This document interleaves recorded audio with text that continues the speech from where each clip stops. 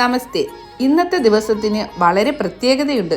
2025 April 17 മഹാവിഷ്ണുവിൻ്റെ തിരു അവതാരമായ വരാഹമൂർത്തിയുടെ തിരു അവതാരമായിട്ടാണ് ആചരിക്കുന്നത്.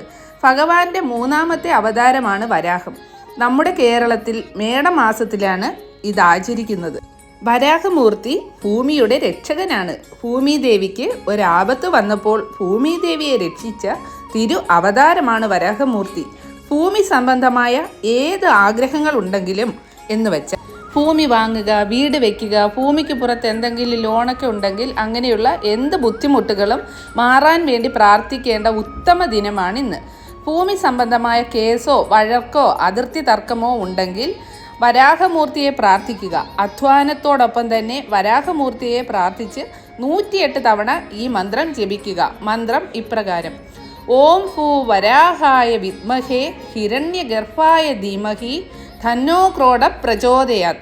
ഈ വ്യാഴാഴ്ച ദിവസം വരാഹമൂർത്തിയെ പ്രാർത്ഥിച്ചുകൊണ്ട് സകല ദോഷങ്ങളും മാറി ജീവിതത്തിൽ ഐശ്വര്യം പ്രദാനം ചെയ്യും എന്ന കാര്യത്തിൽ യാതൊരു തർക്കവുമില്ല.